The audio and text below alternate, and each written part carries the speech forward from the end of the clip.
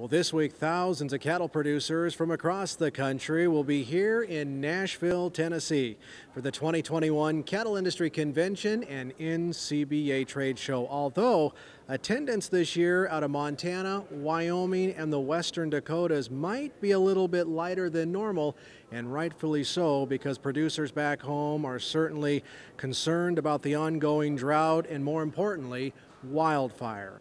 But as the saying goes, the show must go on, and this week a lot of important business will be conducted, including tackling some very important issues for America's beef cattle industry. With us is Jerry Bone, NCBA president out of Kansas.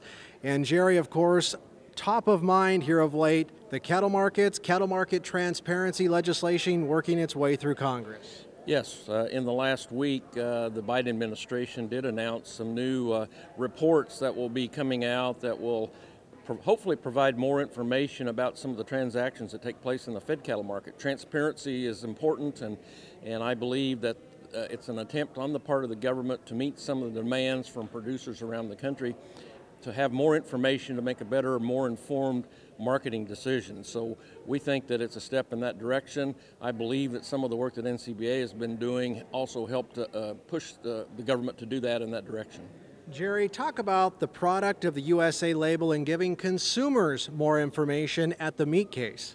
Yes, what we're asking for is the current product of the USA label doesn't have anything to do with origin of any of the beef, and what we found is that beef from other countries could be brought into the United States, reboxed or reprocessed, and then would get the label of product of the U.S. So what we're asking for is that label change to processed in the U.S., which is truthful, and it's really a truth in labeling law, and in the end, what we can do with product of the USA, if somebody wants to use that, it's still available. They just go through a process verified program that can verify the origin of the beef, that it is actually U.S. beef, and then it can use that label.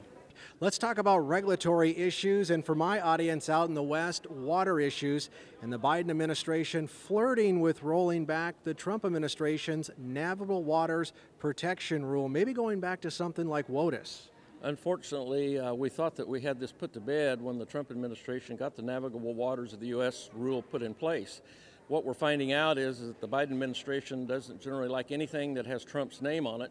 So in essence, they're going to roll back to what the law was prior to 2015, and then they are going to redefine what the navigable waters of the U.S. is going to be. And so it's our hope that it won't be as bad as what the Obama administration put upon us. It's probably not going to be as good as what the Trump administration passed. So we're going to have to work through this. We're going to be at the table, and our producers need to know that we're going to be there fighting for them to protect private property rights and to protect their water rights as we go forward. Well, we appreciate you taking a little bit of time for us on the program today, Jerry.